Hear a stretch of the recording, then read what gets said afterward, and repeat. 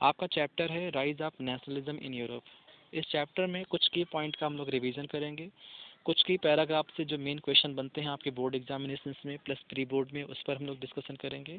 तो आपको जिस क्वेश्चंस पर अधिक से अधिक एम्फसाइज या फोकस करवाया जाए उसको आप लोग अधिक से अधिक समझने का प्रयास करिएगा, क्योंकि आपके लिए चैप्टर इसलिए महत्वपूर्ण है क्योंकि इस चैप्टर में यूरोप के कई सारे इम्पॉर्टेंट डेवलपमेंट को कवर किया गया है। यूरोप पहले क्या थे, 17th सेंचुरी में, 18th सेंचुरी में यूरोप में जो कंट्री आते हैं, इटली है, ब्रिटेन है, जर्मनी है, नीदरलैंड है, बेल्जियम है, तो क्या ये पास्ट में कंट्री थे या नहीं थे? पहले कंट्री नहीं हुआ करते थे, मीन्स पहले किंगडम एग्जिस्ट करते थे, एम्पायर एग्जिस्ट किया करते थे। तो किंगडम या एम्पायर में मोनार्क या राजा लोग शासन किया करते थे, और राजा का शासन में क्या आप जानते हैं, people enjoy freedom? No. People celebrate their freedom? No. It is ruler basically ruler it is monarchy or ruler decide and determine the kind of right people will enjoy। तो बेसिकली यूरोप में क्या था, लोग जो थे वो अपने अधिकारों से डिप्राइव्ड थे। तो बाद में लोगों ने, यूरोप के लोगों ने फील करना शुरू कर दिया कि क्यों ना हमें डिफरेंट किंगडम को यूनाइट करके कंट्री बनाना चाहिए, क्यों ना अपने आप को हमें यूनाइट करना चाहिए, हमें अपने डिफरेंसेस को रिड्यूस करना चाहिए। तो ये जो स्पिरिट ऑफ नेशनलिज्म की है या स्पिरिट ऑफ नेशन की है, ये यूरोप में कैसे डेवलप होती है इस चैप्टर में हम लोग पढ़ेंगे। आप ब्रिटेन के केस के बारे में पढ़ेंगे, जर्मनी का एग्जाम्पल पढ़ेंगे, इटली का एग्जाम्पल पढ़ेंगे, प्लस रोल ऑफ नेपोलियन के बारे में पढ़ेंगे, या जो इम्पोर्टेंट नेशनलिस्ट थे, इम्पोर्टेंट राष्ट्रवादी थे जिनको हम कहते हैं, जैसे आप जर्मनी के जो चीफ आर्किटेक्ट थे, जैसे भारत के केस में आप देखते हैं ना कि India is today, if India today as a nation it is organised, credit goes to Sardar Vallabh Bhai Patel. सरदार वल्लभ भाई पटेल को इसलिए हम कहते हैं कि वो इंडिया के चीफ आर्किटेक्ट हैं क्योंकि इन्होंने इंडिया के डिफरेंट एरिया को डिवाइड होने से बचाया। तो वैसे ही जर्मनी में जैसे आप देख सकते हो बिस्मार्क थे, इन्होंने जर्मनी के डिफरेंट प्रोविंसेस को यूनाइट किया और जर्मनी को एक राष्ट्र बनाने में मेजर कंट्रीब्यूशन किया। उसी तरह से इटली में काउंट कैवुर थे, उनका रोल बहुत ही इंपॉर्टेंट है, बहुत ही अहम है। तो जो रोल है इटली के नेशनलिस्ट का, जर्मनी के नेशनलिस्ट का या ब्रिटेन के नेशनलिस्ट का इन देशों को यूनाइट करने में, इन देशों को इंटीग्रेट करने में, उन सबको हम लोग पढ़ेंगे। उसके अलावा बाल्कन एरिया में क्या कंडीशन था, वहाँ पे टेंशन बहुत एक्सप्लोसिव क्यों हो गया, उसके बारे में भी आप लोग पढ़ेंगे। तो आपका स्टार्टिंग का जो पैराग्राफ है इसमें आप देख सकते हैं लिखा हुआ है, एक पेंटिंग बनाई गई है फ्रेडरिक के माध्यम से और वो विजुअलाइज कर रहे हैं कि वो किस तरह का वर्ल्ड चाहते हैं, डेमोक्रेटिक और सोशलिस्ट। डेमोक्रेटिक का मतलब क्या है, मोनार्की को रिमूव करो, डेमोक्रेसी को सेटअप करो। डेमोक्रेसी में क्या होता है, रूल ऑफ पीपल होता है, people determine there government, people determine the kind of right they enjoy, people choose their representative, people ask their representative make the law, make the constitution for their need and desire। तो इसी को हम कहते हैं democratic and socialism. तो यहाँ पे Frederick ने पेंटिंग बनाया और इस पेंटिंग में आप देख सकते हो यूरोप और अमेरिका के लोग हैं और एक बहुत लंबी लाइन लगाए हैं और इसमें जो सबसे आगे हैं वो अमेरिका के लोग हैं और उनके मतलब और काउंटर पार्ट हैं। तो ये लोग मतलब जो बहुत स्टैचू ऑफ लिबर्टी के पास में आ गए हैं, मतलब वो एक राष्ट्र के रूप में एग्जिस्ट हो चुके हैं। और पीछे जो लोग लगे हैं वो नेशन बिल्डिंग प्रोसेस, मतलब वो राष्ट्र बनाने के प्रोसेस में लगे हैं। ये पेंटिंग है 1848 का और इस पेंटिंग को जब बनाया था तो इसमें आप देख सकते हैं स्टैचू ऑफ लिबर्टी में जो महिलाएं हैं जो रिप्रेजेंट कर रही हैं अमेरिका को, एक हाथ में चार्टर ऑफ राइट है, मतलब जो पीपल हैं उनके अधिकार क्या होते हैं, और दूसरे हाथ में टॉर्च ऑफ एनलाइटमेंट है, मतलब एक तरह से वो नॉलेज का सिंबल है, एक तरह से ग्रेट आइडियाज़ का सिंबल है। तो इस तरह से आप यहाँ पे इसको देख सकते हैं। और सामने इस पेंटिंग में देख सकते हो जो ज़मीन का सामने का हिस्सा है वहाँ पे remains of dead body of fragmented of bodies of monarchy and aristocracy. मतलब इस पिक्चर के माध्यम से ये इंडिकेट करने का समय, इस पिक्चर के माध्यम से ये इंडिकेट किया गया है कि मोनार्की के लिए अब समय नहीं रह गया है, मोनार्की को अब हटना होगा, मोनार्की जो है वो डेड हो चुका है। Concept of democracy, concept of fundamental right, concept of rule based government जो है ये आइडिया अब स्ट्रांग हो रहा है और मोनार्की जो है वो खत्म हो रहा है। तो इस पेंटिंग के माध्यम से फ्रेडरिक ने ये मैसेज देने का प्रयास किया है। अब फ्रेडरिक ने जो ये इमेज बनाया, इनके इस तरह के जो फ्रेडरिक ने पेंटिंग किया या बनवाया, इनके इस पेंटिंग को most of the commentator they termed utopian vision. Utopian vision का मतलब क्या होता है कि आप जो होते हैं, आपने एक ऐसा, जैसे आप कहते हो ना, जैसे आप ये कहना शुरू कर दो कि मैं चाहता हूँ कि दुनिया में भुखमरी न रहे, there should be no starvation, there should be no corruption, there should be no inequality. Your vision is ideal, your dream is ideal, but your dream is unlikely to fulfil. आपके उद्देश्य अच्छे हो सकते हैं, लेकिन आपका जो उद्देश्य है वो पूरा नहीं हो सकता है, क्योंकि दुनिया में मतलब करप्शन जो है या स्टारवेशन जो है वो हमेशा हमेशा के लिए ख़त्म नहीं हो सकता है. मतलब डिग्री या प्रॉब्लम रिड्यूस हो सकता है, लेकिन प्रॉब्लम जो होता है, as long as people are on the planet, problem will remain over there.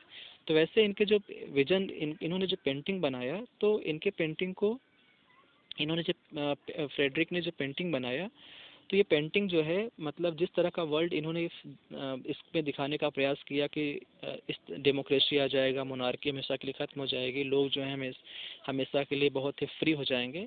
तो हालांकि उनके इस तरह के पेंटिंग के माध्यम से जो उन्होंने मैसेज देने का प्रयास किया, ये हकीकत में ऐसा नहीं होने वाला था, है ना. तो आप मतलब इस चैप्टर में इन्हीं सारी चीज़ों को यहाँ पर समझेंगे. नेक्स्ट वाले में आपका इम्पॉर्टेंट है, और प्रीवियस ईयर के आप क्वेश्चन पेपर अगर आप उठाकर देख लीजिए, तो आपका जो क्वेश्चन फ्रेम होता है, क्वेश्चन आपका फ्रेम होता है इस वाले पैराग्राफ से, और यहाँ से आता है. आप हमेशा यहाँ नोट कर लीजिएगा, ये वाला जो पैराग्राफ है आपका मैटर करता है. फ्रांस में 1789 में फ्रेंच रेवोल्यूशन हुआ, और उसके बाद सब हिस्टोरिकल चेंजेस आते हैं. हिस्टोरिकल चेंजेस का मतलब क्या होता है, जो मोनार्की था उसका पोजीशन अंडरमाइन कर दिया गया, मोनार्की बहुत पावरफुल नहीं है, मोनार्की बहुत ही हेजिमनाइज्ड नहीं है, मतलब मोनार्की के पावर को वीक किया गया. तो फ्रांस में अब यहाँ इस वाले पैराग्राफ से आपका सवाल क्या बनेगा, ये वाला पैराग्राफ अगर आप देखेंगे, तो यहाँ से सेंटेंस लिखा हुआ है, इसी सेंटेंस को आपको सवाल बना देगा. तो लिखा है कि French revolutionary introduced various measure and practices that could create a sense of collective identity among French people. मतलब फ्रांस के लोग अपने आप को फ्रेंच सिटीजन माने, अपने आप को फ्रेंच नेशनल माने. उसके लिए फ्रांस में 1789 में फ्रांस के जो नेशनलिस्ट थे, फ्रांस के जो फ्रीडम फाइटर थे, उन्होंने ऐसे कौन कौन से कॉमन चीज़ें या उन्होंने ऐसे कौन कौन से कॉमन डिसीजन लिए जिसकी वजह से फ्रांस में नेशनलिज्म आता है. जैसे भारत में आप देखो, तो भारत में महात्मा गांधी ने या भारत में सुभाष चंद्र बोस ने इंडियन को यूनाइट करने के लिए जय हिंद का स्लोगन दिया, या उन्होंने इंडियंस को कहा, सुभाष चंद्र बोस ने, कि तुम मुझे खून दो मैं आपको आज़ादी दूंगा. या उन्होंने मतलब इंडियंस को यूनाइट करने के लिए इंडियंस को कहा कि ब्रिटिश रूल हमारे कंट्री में रॉन्ग है, हम सब एक हैं, भले हमारे बीच में डिफरेंट आइडेंटिटी है. तो ऐसे फ्रांस के लोगों को एक साथ करने के लिए फ्रांस के जो नेशनलिस्ट थे या रेवोल्यूशनरी थे, उन्होंने किस तरह के मेजर और प्रैक्टिसेस का मतलब क्या होता है, कौन कौन से डिसीजन लिए हुए थे. तो आप अपने आंसर में सबसे पहले इसको क्वेश्चन फ्रेम करिए, और इसके बाद अपना आंसर लिखिए. क्वेश्चन आप क्या फ्रेम करेंगे, क्वेश्चन आप फ्रेम करेंगे, French revolutionary introduced various measure and practices that could create a sense of collective identity among French people. तो आपका क्वेश्चन में आप फ्रेंच के पहले लिखा, आप एक वर्ड ऐड कर दीजिएगा, explain explain important measure and practices. हाँ, ऐसे लिखेगा, explain important measure and practices which French nationalist created to promote a sense of collective identity. मतलब फ्रांस के राष्ट्रवादियों ने फ्रांस में स्पिरिट ऑफ नेशनलिज्म के लिए, या फ्रांस में स्पिरिट ऑफ नेशनलिज्म के लिए क्या क्या डिसीजन लिए थे. तो आपका यहाँ पे कह देना कि फ्रांस के लोगों ने फ्रांस को फादरलैंड, जैसे भारत के लोग भारत को मतलब अपने कंट्री को भारत माता के तौर पर रिस्पेक्ट करते हैं, है ना. तो भारत माता क्या है, ये एक तरह से इंडियन को यूनाइट करने का एक वर्ड है. तो फ्रांस में ला पैट्रिया या फादरलैंड, मतलब फ्रांस के लोगों से कहा गया कि हमारा जो देश है ये हमारी पितृभूमि है, ये हमारा फादरलैंड है ना. उसके अलावा फ्रांस के लोगों से कहा कि आप लोग नागरिक हैं, आप लोग सिटीजन हैं. सिटीजन का मतलब क्या होता है, किसी देश में देखिए, आप जब पॉलिटिकल साइंस पढ़ते हैं तो यहाँ आपको दो टर्म समझना होता है, एक होता है सिटीजन और एक होता है सब्जेक्ट. सब्जेक्ट को हम हिंदी में कहते हैं प्रजा, और सिटीजन को हम कहते हैं नागरिक. सब्जेक्ट आपका एक विषय भी होता है, लेकिन यहाँ पे एक सब्जेक्ट आपका इस कॉन्टेक्स्ट में प्रजा भी होता है. प्रजा का मतलब क्या होता है, जब मोनार्की हो और उनके अंडर में जो लोग होते हैं उनको हम प्रजा कहते हैं. और प्रजा का मतलब क्या होता है, आपके पास किसी भी तरह का अधिकार नहीं है, neither you enjoy political rights not any other kind of right. लेकिन नागरिक का मतलब क्या होता है, नागरिक शब्द जो होता है वो ब्रॉडर मीनिंग कैरी करता है. नागरिक शब्द का मतलब क्या होता है कि आप डेमोक्रेसी में हैं, या आपको जो है फ्रीडम मिला है, आपके पास कॉन्स्टिट्यूशनल राइट्स हैं. तो फ्रांस के लोगों में नेशनलिज्म क्रिएट करने के लिए फादरलैंड और ली सिटोइन या सिटीजन वर्ड पर फोकस किया गया. और कहा गया कि we are a united community, मतलब फ्रांस में हम भले डिफरेंट एरिया में रहते हैं लेकिन हम लोग यूनाइट हैं और हम सभी लोग को इक्वल राइट दिया गया है। उसके अलावा फ्रांस का एक नया नेशनल फ्लैग बनाया गया, फ्रेंच ट्राई कलर, और जो ओल्ड फ्रेंच फ्लैग था रॉयल स्टैंडर्ड का जो मोनार्की वाला वो था उसको रिमूव कर दिया गया। उसके अलावा फ्रांस की जो पार्लियामेंट पहले भी मोनार्की के टाइम पर भी थी लेकिन मोनार्की उसको पूरी कंट्रोल में किया था, तो पहले पुरानी वाली पार्लियामेंट का नाम चेंज करके उसका नाम रखते हैं नेशनल असेंबली। मतलब status general was elected by body of active citizen renamed.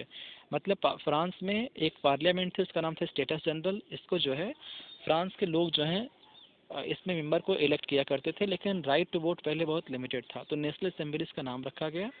उसके अलावा न्यू हाइम्स वर कंपोज्ड, मतलब आप देखते हैं ना जैसे भारत में फ्रीडम स्ट्रगल के टाइम पर बंकिम चंद्र चटर्जी हो गए, रविंद्रनाथ टैगोर है, तो इन्होंने क्या किया था भारत में नेशनलिज्म डेवलप करने के लिए, इंडियन को यूनाइट करने के लिए इन्होंने बहुत सारे पोएम्स, बहुत सारे स्टोरी, बहुत सारे नेशनलिस्टिक सॉन्ग ये सब कंपोज करते हैं जिससे भारत के लोग जो हैं नेशनलिज्म के स्पिरिट को डेवलप करें। तो वैसे फ्रांस में क्या किया गया, हाइम्स कंपोज किए गए। उसके अलावा जिन लोगों ने मतलब और ओथ लिया गया, ओथ का मतलब क्या होता है कि जैसे आप लोग सुबह मॉर्निंग में शपथ लेते हैं कि हम जो है अपने कंट्री के प्रति सिंसियर रहेंगे, अपने कंट्री का रिस्पेक्ट करेंगे, तो इससे क्या होता है आप मतलब आप यहाँ पे अपने आइडेंटिटी को एक तरफ करते हैं और अपने देश के प्रति समर्पित होते हैं। तो नेशनलिज्म के लिए फ्रांस में ओथ लिया गया। इसके अलावा जिनका जो जो अब फ्रांस को राष्ट्र बनाने में सेक्रीफाइस किए थे या जो मार्टर लोग थे, मार्टर मतलब शहीद होता है, तो शहीद लोगों को रिस्पेक्ट किया गया, कमेमोरेशन किया गया।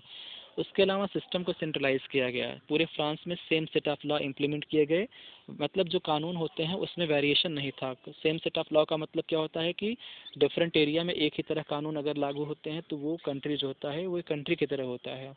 तो सेंट्रलाइज सिस्टम जो था वो इंट्रोड्यूस किया गया, यूनिफॉर्म लॉ सब कंट्री में, मतलब एक ही तरह कानून जो है इम्प्लीमेंट करते हैं। कंट्री के अंदर जो डिफरेंट टैक्स और ड्यूज थे उसको एबॉलिश कर दिया गया, और uniform system of met and wager, मतलब आप एक मर्चेंट हैं और आप एक बिजनेसमैन हैं तो आप मतलब पूरे जैसे फ्रांस में अलग अलग एरिया में जो बिजनेसमैन थे उनको जब वो ट्रेड करते थे तो डिफरेंट एरिया में सामान वगैरह सप्लाई करते थे, तो डिफरेंट एरिया में वेट और मेजर सिस्टम में वेरिएशन था। जैसे आप एक बिजनेसमैन हैं और व्यापार करते हैं और एक ही देश में अलग अलग जाते हैं तो आपके सामान का जो वज़न होता है, नाप होता है, अलग अलग जगह अलग होता है, तो आपको व्यापार करने में दिक्कतें होती हैं। लेकिन अगर आप कहीं पर व्यापार करते हैं तो व्यापार में अगर सेम सेट ऑफ मेजर और वेट है तो आपको बहुत आसानी होती है। तो वहाँ पे फ्रांस में क्या किया गया, वेट और मेजर सिस्टम्स को इंट्रोड्यूस किया गया और रीजनल लैंग्वेज को कहा गया कि नहीं लोकल लैंग्वेज या रीजनल लैंग्वेज मत बोलिए, फ्रेंच लैंग्वेज को प्रमोट किया गया। फ्रेंच जो था वो कॉमन लैंग्वेज, मतलब पूरे फ्रांस के जो लोग थे भले वो डिफरेंट आइडेंटिटी के हों लेकिन फ्रेंच लैंग्वेज को बोलते थे। तो इस वाले पैराग्राफ से आप मान कर चलिए सवाल आपका बन सकता है, explain important major and practices which created a sense of collective identity among French people. तो इसका आंसर क्या होगा, the concept of fatherland and citizen was emphasised, a united community enjoy equal right under a constitution, new French flag was designed, replaced old royal standard, parliament was renamed, plus oath was taken, hymns were composed, people who lost their life or sacrifice for the French nation they were respected, a centralized system was introduced। तो ये सारे point आपके इस answer से बन जाएंगे। तो आपको यहाँ पे इस वाले पार्ट से ये सारी चीज़ जो है यहाँ पे आपको देखना पड़ेगा। उसके अलावा आप मतलब नेक्स्ट आप देखेंगे कि नेक्स्ट वाले पैराग्राफ से आपका कौन सा सवाल बन सकता है। नेक्स्ट वाले मतलब पैराग्राफ से आपका जो अगला सवाल बनेगा वो क्या बनेगा उसको हम लोग देखेंगे, है ना।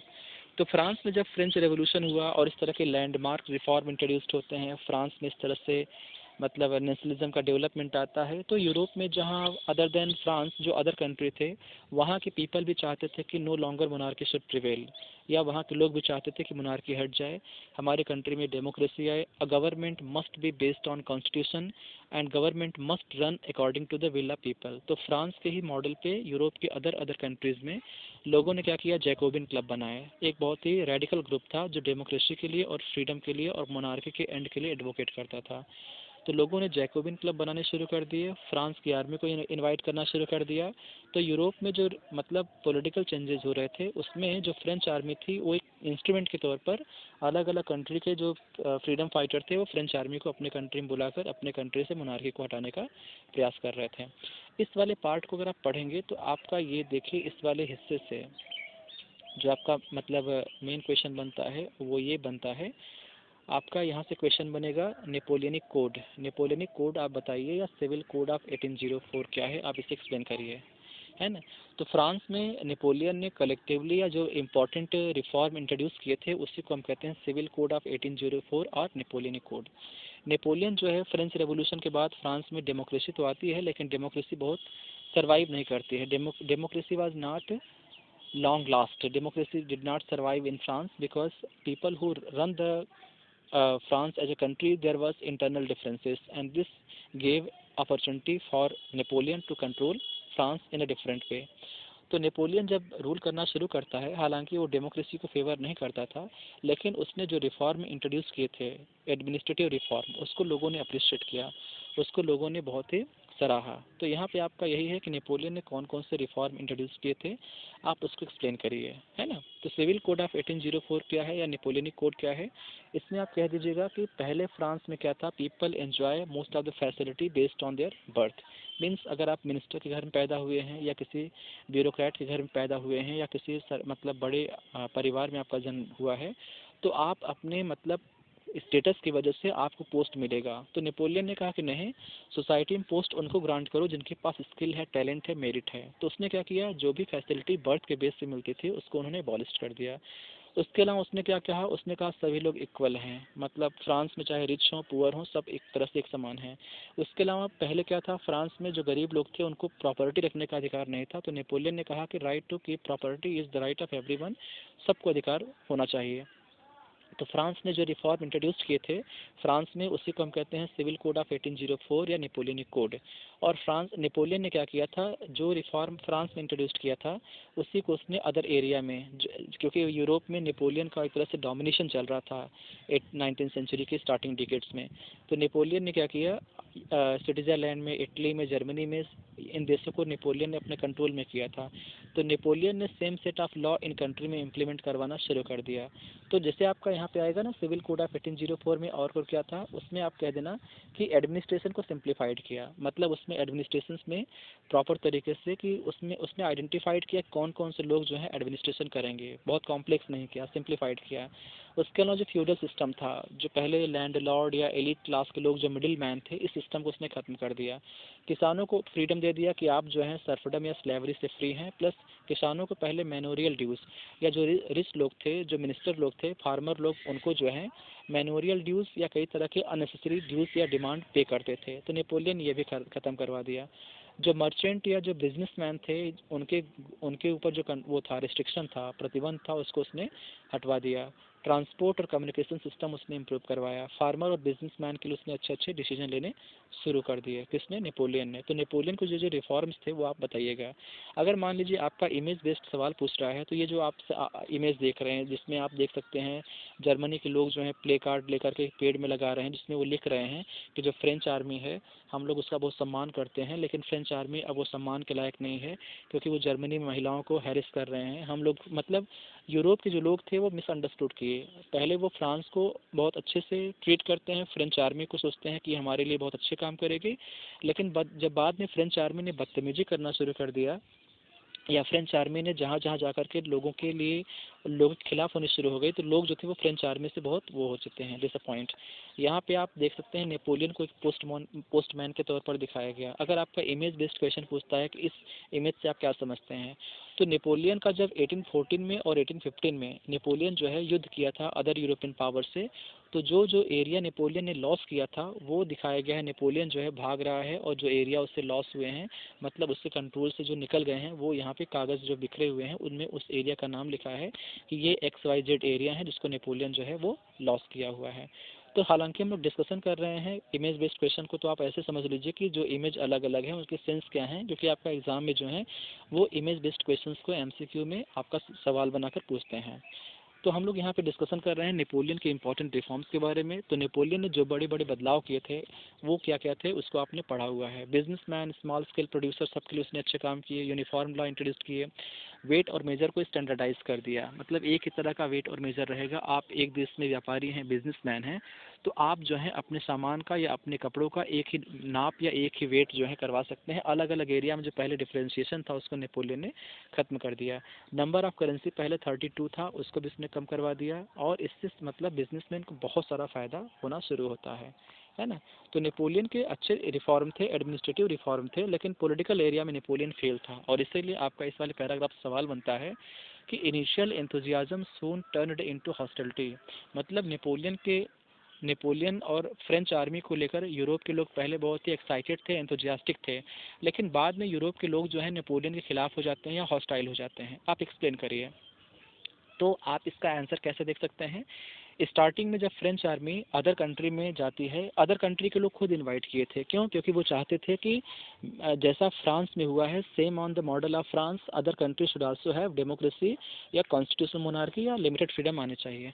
तो फ्रेंच आर्मी हॉलैंड में, स्विट्ज़रलैंड में या ब्रसल्स में या इंपॉर्टेंट सिटीज़ में वहाँ जाती है।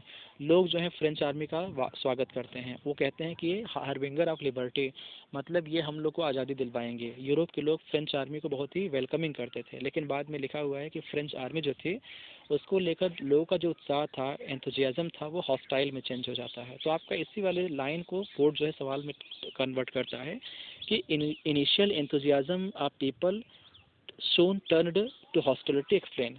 तो आपका आंसर क्या रहेगा? आप यहाँ ये कह दीजिएगा कि नेपोलियन ने जो एडमिनिस्ट्रेटिव रिफॉर्म किए थे, एडमिनिस्ट्रेटिव रिफॉर्म का मतलब क्या होता है? एडमिनिस्ट्रेशन को सिंप्लीफाइड करना, यूनिफॉर्म स्टैंडर्ड वेट और मेजर को इंट्रोड्यूस करना, सर्फडम सिस्टम को एबॉलिश करना या गिल्ड पर रिस्ट्रिक्शन खत्म करना। तो नेपोलियन ने जो रिफॉर्म एडमिनिस्ट्रेशन के फील्ड में किया था, तो पॉलिटिकल फील्ड में उसने रिफॉर्म नहीं किया था। पॉलिटिकल का मतलब क्या होता है? जैसे आपने पॉलिटिकल फील्ड में सेम रिफॉर्म इंट्रोड्यूस नहीं किए थे। मतलब जैसे आप किसी इंसान को बहुत सारा खाना पीना दीजिए, उसका बहुत अच्छा स्वागत करिए, लेकिन उससे अपने कंट्रोल में किए रहिए। तो किसी के basically if you surrender your freedom, your sovereignty and you enjoy all kind of facility, all facility are useless. मतलब आप अपनी आज़ादी को किसी के सरेंडर करके आप फ्रीडम का एंजॉय नहीं कर सकते हैं। तो लोग भी जो थे वो नेपोलियन के प्रति जो थे बाद में जो है हॉस्टाइल होते हैं। क्यों? क्योंकि नेपोलियन ने क्या किया, जिन देशों पर कंट्रोल किया वहाँ पे टैक्स बढ़ा दिया, सेंसरशिप लगा दिया। सेंसरशिप में क्या होता है, जो भी मैटर या जो भी आप स्टोरी लिखेंगे, पब्लिश करेंगे, वो आपको नेपोलियन से या उनकी आर्मी से परमिशन लेना होगा। उसके अलावा आपको फ्रेंच आर्मी के लिए कंपल्सन है या कंपलसरी है आप फ्रेंच आर्मी को ज्वाइन करें। या forced conscription, forced conscription means के मतलब क्या होता है? आप अनडिजायर्ड हैं, आप अनविलिंग हैं, आप चाहते हैं कि आप काम न करें आर्मी में फ्रेंच के लिए, लेकिन फिर भी आपको आपकी मर्जी के बगैर जो है आपको वो किया जा रहा है। तो नेपोलियन ने जो रिफॉर्म किया था एडमिनिस्ट्रेशन के फील्ड में, लेकिन वो रिफॉर्म उसने अदर फील्ड में नहीं कर पाया, इसीलिए लोग जो थे नेपोलियन से पहले एंथुजियास्टिक थे, लेकिन बाद में हॉस्टाइल हो जाते हैं। तो इस वाले पार्ट से आप लोग जो हैं यहाँ पे ये सारे पॉइंट आप लोग यहाँ पे समझने का प्रयास करिएगा। नेक्स्ट आपका यहाँ पे है, अगला आपका है, और ये आपका ये वाला पैराग्राफ उतना मैटर नहीं करता है। इसमें ये लिखा हुआ है कि यूरोप में जो कंट्री थे, इटली, जर्मनी, स्विट्ज़रलैंड, ये डिफरेंट किंगडम्स में या डिफरेंट पार्ट्स में क्या थे, डिवाइडेड हुआ करते थे, है ना। तो बेसिकली मतलब ये आपका ये थोड़ा टेक्निकल इश्यू है, उसको मैं देख रहा हूँ। तो मीन्स एक सेकेंड, आप यहाँ ये देख सकते हैं, ये वाला जो पैराग्राफ है, इस वाले पैराग्राफ में जो क्वेश्चन आपका बन सकता है वो ये बन सकता है। जैसे आप ये देखेंगे ना, यूरोप में जो अलग अलग कंट्री थे, 18th सेंचुरी में वो कंट्री नहीं थे, वो डिफरेंट डचेस, कैनून और किंगडम में डिवाइडेड थे। यूरोप का जो ईस्ट और सेंट्रल यूरोप है, वहाँ मोनार्की एग्जिस्ट करती थी, वहाँ पे डिफरेंट क्लास के लोग रहा करते थे, वो उनके बीच में यूनिटी नहीं थी, डिफरेंट लैंग्वेज बोलते थे, डिफरेंट आइडेंटिटी के लोग रहा करते थे। जैसे आपका हैप्सबर्ग एम्पायर है यूरोप का, तो वो जो है उसके अंदर डिफरेंट रीजन हुआ करते थे, लोग जो है डिफरेंट एरिया में रहते थे। तो बेसिकली ये आपका उतना सिग्निफिकेंट नहीं है। तो हम लोग जो हैं अगले वाले पैराग्राफ की तरफ अप्रोच करते हैं। यहाँ से आप देखेंगे तो यहाँ वाले इस वाले पैराग्राफ से अगर देखेंगे तो पिछले कुछ सालों से बोर्ड ने सवाल पूछा हुआ है, और ये है कि जो एरिस्टोक्रेटिक क्लास के लोग थे, एरिस्टोक्रेटिक का मतलब क्या होता है? जो रिच लोग हों, जो पॉलिटिकल होल्डर हों, जो पावर होल्डर हों, जो रूलिंग क्लास के काफ़ी क्लोज हैं, उन्हीं को हम कहते हैं एरिस्टोक्रेटिक क्लास। तो जो एरिस्टोक्रेटिक क्लास के लोग हुआ करते थे उनके बीच में कॉमन टाइज था, उनके बीच में कॉमन बॉन्ड था। लिखा हुआ है ना, the member of this class were united by a common way of life cutting cross regional division. मतलब क्या है इसका मतलब सिंपल ये कह रहा है कि यूरोप के जो लोग थे वो भले अलग अलग एरिया में रह रहे हों लेकिन उनके बीच में कॉमन चीज़ क्या था, कटिंग अक्रॉस रीजनल डिवीज़न का मतलब क्या है कि हम भले मतलब इटली में रह रहे हों, फ्रांस में रह रहे हों या जर्मनी में रह रहे हों, हम डिफरेंट एरिया में भले रहते हों लेकिन हमारे बीच में कॉमन चीज़ें क्या हैं। कॉमन चीज़ें ये है कि जो रिच लोग हुआ करते थे वो प्रॉपर्टी कंट्री साइड और टाउन्स में ओन करते थे। रिच लोग जो हैं चाहे किसी भी कंट्री में हो, फ्रेंच लैंग्वेज बोलते थे। जैसे आज इंग्लिश जो है, इंग्लिश का कोई कंट्री, इंग्लिश जो है वो किसी कंट्री के अंदर तक नहीं है, ये कटिंग अक्रॉस रीजनल बाउंड्री है। मतलब इंग्लिश को जो है हर कॉन्टिनेंट्स के लोग जो है प्रैक्टिस करते हैं। तो ऐसे फ्रेंच उस वक्त एक मेजर लैंग्वेज था, तो लोग फ्रेंच को diplomacy means communications government to government level पे यूज़ करते थे, प्लस जो हाई स्टेटस के लोग थे वो इसको यूज़ करते थे। तो यूरोप के जो एरिस्टोक्रेटिक लोग थे उनके बीच में कॉमन रिलेशंस क्या था, उनके बीच में कॉमन टाइज क्या था। तो आपका आंसर क्या रहेगा, आपका यहाँ पे आंसर बन जाएगा यूरोप के जो रिच लोग हुआ करते थे उनके बीच में कॉमन रिलेशंस ये था कि वो फ्रेंच लैंग्वेज बोलते थे। कंट्री साइड यानी रूरल एरिया में, जैसे आज देखते हो जो भारत में जो बिजनेसमैन होते हैं या भारत के जो संपन्न क्लास के लोग होते हैं उनके बीच कॉमन चीज़ क्या होता है, तो उनके बीच कॉमन ये होता है कि जो प्रॉस्परस लोग होते हैं, जो रिच लोग होते हैं, वो प्रॉपर्टी ओन करते हैं रूरल एरिया में भी, अर्बन एरिया में भी। तो ऐसे यूरोप के जो लोग रिच लोग थे उनके बीच में कॉमन चीज़ क्या था, वो प्रॉपर्टी ओन करते थे कंट्री साइड और टाउन्स में। उसके अलावा वो जो थे फ्रेंच लैंग्वेज, डिप्लोमेसी और हाई सोसाइटी के लिए प्रैक्टिस करते थे। उनके संबंध जो थे मैरिटल टाइज कनेक्टेड हुआ करते थे। हालांकि ये नंबर में इनकी संख्या बहुत कम थी लेकिन बेसिकली ये लोग जो थे काफ़ी पावरफुल हुआ करते थे। तो आपका 3 नंबर का सवाल इस वाले सेगमेंट से पूछता है, तो आपको यहाँ पे इस वाली चीज़ को ध्यान देना है। बाकी नीचे वाले चीज़ों में उतना रेलेवेंट नहीं है, उसको हम उतना एक्सप्लेन नहीं कर रहे हैं। आपका ये वाला हेडिंग रहेगा, जैसे लिखा है ना लिबरल वाला, तो लिबरल वाला यहाँ पे आपका रहेगा। तो लिबरल वाले में आप मतलब क्या क्वेश्चन बनेगा इसको हम लोग थोड़ा सा देख लेते हैं, है ना। तो जो लिबरल्स थे, लिबरल्स का मतलब क्या होता है, जो डेमोक्रेसी को सपोर्ट करते हों, जो मोनार्की के फेवर में ना हो, जो सोसाइटी में चेंज चाहते हों, जो कॉन्स्टिट्यूशन चाहते हों, जो डेमोक्रेसी चाहते हों, उनको हम लिबरल कहते हैं। तो जो लिबरल थे उनके पॉलिटिकल डिमांड क्या थे, बहुत सिंपल है। तो आप कह देना जो लिबरल थे उनके पॉलिटिकल डिमांड क्या थे। मतलब जैसे आप ही हैं, आप जो हैं मॉडर्न आइडिया को सपोर्ट करते हैं, आप जो हैं फ्रीडम को सपोर्ट करते हैं, तो आप एक लिबरल इंसान हैं। तो लिबरल के पॉलिटिकल आइडिया क्या थे, सवाल पूछता है बोर्ड में, what are the political idea या what are the political idea liberal favoured. तो पॉलिटिकल आइडिया यहाँ देखते हो ना कि ये जो लिबरल थे यहाँ पे लिखा हुआ है कि ये चाहते थे equality of individual, freedom of, मतलब हर जितने भी इंडिविजुअल हैं सबको इक्वलिटी मिले। पॉलिटिकल इनके क्या आइडिया थे लिबरल के, ये चाहते थे कि गवर्नमेंट जो है वो लोगों की चॉइस पर बने, government must be made based on the consent of people. Plus इन्होंने कहा कि एरिस्टोक्रेसी या जो प्रिविलेज क्लास के लोग हैं उनको फैसिलिटी बंद होना चाहिए, और पार्लियामेंट जो है constitution and representative government through parliament, मतलब हर देश का अपना एक संविधान होना चाहिए और एक पार्लियामेंट के थ्रू इलेक्टेड गवर्नमेंट होना चाहिए। प्लस राइट टू प्रॉपर्टी जो है ये इनवायलेबल होना चाहिए, मतलब हर आदमी को प्रॉपर्टी रखने का अधिकार होना चाहिए।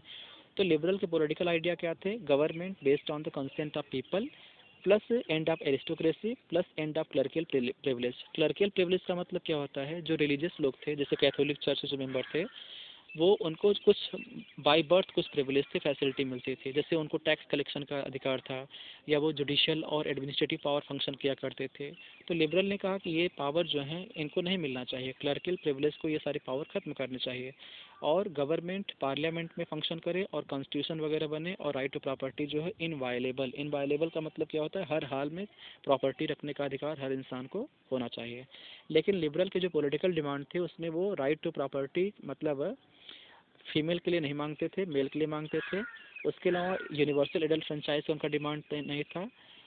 फ्रांस में जब जैकोबिन था तो उसके टाइम पर राइट टू प्रॉपर्टी और राइट टू वोट यूनिवर्सल था। अदरवाइज यूरोप में देखेंगे तो स्टार्टिंग के जो लिबरल्स थे, भले उनको हम कहते हैं कि ये लिबरल्स लोग अच्छे थे या वो थे, लेकिन उनका जो कॉन्सेप्ट है अधिकार का, राइट्स का, वो यूनिवर्सल नहीं था। मतलब वो मेल के लिए अधिक सपोर्टिव थे, फीमेल के लिए बहुत कम हुआ करते थे, है ना।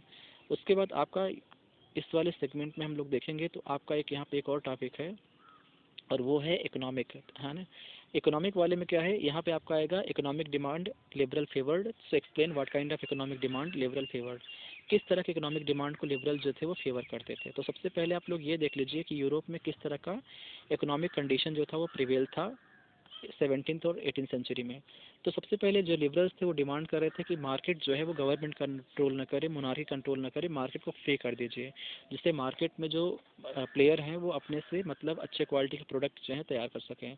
उसके अलावा मार्केट पे जो स्टेट कंट्रोल है, abolition of state impose restriction, मतलब बिजनेसमैन पे सरकार का नियंत्रण खत्म होना चाहिए, और जो बिजनेसमैन है वो अपने गुड्स का, अपने सामान का और कैपिटल या अपने पैसे का फ्री एक्सचेंज कर सकें। उसके अलावा जैसे आप इसका एग्जांपल ही देख सकते हैं, जर्मनी के जो डिफरेंट एरिया थे 19th सेंचुरी में, जर्मनी के डिफरेंट एरिया को नेपोलियन ने 39 स्टेट्स में ऑर्गेनाइज किया था। जर्मनी के अलग अलग एरिया में हर स्टेट की अपनी करेंसी थी, हर स्टेट का अपना एक डिफरेंट वेट और मेजर था। तो इससे प्रॉब्लम क्या थी, जैसे मान लीजिए आप एक बिजनेसमैन है, जर्मनी के एक एरिया से दूसरे एरिया में सामान सप्लाई करने जा रहे हैं, उससे लिखा हुआ है कि 1833 में हैम्बर्ग से न्यूरमबर्ग में कोई बिजनेसमैन है अपना सामान बेचने जाता है, तो उससे 11 कस्टम बैरियर, मतलब 11 प्लेसेस से उसे जो है अपने सामान के बदले में टैक्स देना पड़ता था। उसके अलावा कस्टम ड्यूटी जो है अपने सामान का 5% देना पड़ता था। उसके अलावा जो टैक्स है वो आपके सामान के वेट और उसके मेजरमेंट के ऊपर डिपेंड करता था। तो बेसिकली अगर आप हर एरिया में जाएंगे, आप अपने सामान का हर जगह वेट और मेज़र कराएंगे तो बहुत ही कॉस्टली होता है, टाइम टेकिंग होता है। जैसे एक कपड़े का माप जर्मनी में जो ये आपका एली है, ये मतलब मेजरमेंट ऑफ क्लॉथ था हुआ करता था। तो एक एरिया में इसका जो नाप था ये इतने सेंटीमीटर था, दूसरे एरिया में इतने सेंटीमीटर था। तो ये जो कंडीशन था यूरोप में इकोनॉमिक मतलब फ्री ऑफ मार्केट के लिए बहुत प्रॉब्लम क्रिएट कर रहा था। तो ऐसे कंडीशन जो यूरोप में प्रिवेल थे ना, इसकी वजह से जो लिबरल्स थे उनका मानना था कि इस तरह कंडीशन से बिजनेसमैन जो हैं वो फ्रीली बिजनेस नहीं कर सकते हैं, अच्छे तरीके से बिजनेस नहीं रन कर सकते हैं, मतलब ये एक तरह से प्रॉब्लम क्रिएट कर रहे हैं, है ना। और तो उन्होंने डिमांड किया यूनिफाइड इकोनॉमिक टेरिटरी का। तो यूनिफाइड इकोनॉमिक टेरिटरी का मतलब ये होता है कि आपके जर्मनी को डिफरेंट एरिया को आप यूनिफाइड कर दीजिए और वहाँ पे एक सिंगल करेंसी लाने का प्रयास करिए, या वहाँ पे सिंगल वेट और मेजर करिए। अलग अलग एरिया के करेंसी और वेट होने की वजह से बिजनेसमैन को हर जगह करेंसी चेंज करनी पड़ती है या हर जगह उनको वेट करवाना पड़ता है। तो इस तरह का जो सिस्टम है वो प्रॉब्लम क्रिएट करता है, ऑब्स्टिकल क्रिएट करता है इकोनॉमिक डेवलपमेंट में। तो जो बिजनेसमैन थे, कमर्शियल क्लास थे, उन्होंने डिमांड किया कि जर्मनी को यूनिफाइड इकोनॉमिक एरिया बनाया जाए, जहाँ पे बिना किसी प्रॉब्लम के, बिना किसी अनहिंडर्ड का मतलब क्या होता है, बिना किसी ऑब्स्टिकल के, बिना किसी डिफ़िकल्टीज़ के जो बिजनेसमैन है वो अपने गुड्स का, अपने कैपिटल का, अपने और लोगों का वहाँ पे एक्सचेंज हो सके। तो यूनिफाइड इकोनॉमिक टेरिटरी बनाने के लिए और नंबर ऑफ करेंसी को रिड्यूस करने के लिए और यूनिफॉर्म वेट और मेजर सिस्टम को इंट्रोड्यूस करने के लिए जर्मनी में बनाया जाता है जॉलवेरिन। तो जॉलवेरिन जो था, जॉलवेरिन आपका यहाँ पे मैटर करेगा। तो कस्टम यूनियन था और ये कस्टम यूनियन ने क्या किया था, unified economic territory. Unified economic territory का मतलब क्या होता है, जर्मनी के डिफरेंट एरिया में एक सिंगल करेंसी होगी या सेम सेट ऑफ वेट और मेजर होगा, वेरिएशन नहीं होगा, अलग अलग नहीं होगा, है ना। तो जॉलवेरिन आपका यहाँ पे आपका मतलब कस्टम यूनियन है, इसको ही लेकर सवाल पूछा जा चुका है, तो इसको भी आप लोग तैयार कर लीजिएगा। तो एक तरह से इकोनॉमिकली जब लोग जो थे वो कनेक्ट हो रहे थे, तो इसने भी नेशनलिज्म को काफ़ी प्रमोट करने का प्रयास किया है। बाकी और कई सारे बहुत इंपॉर्टेंट चीज़ें हैं जिसको हम लोग आगे डिस्कशन करेंगे।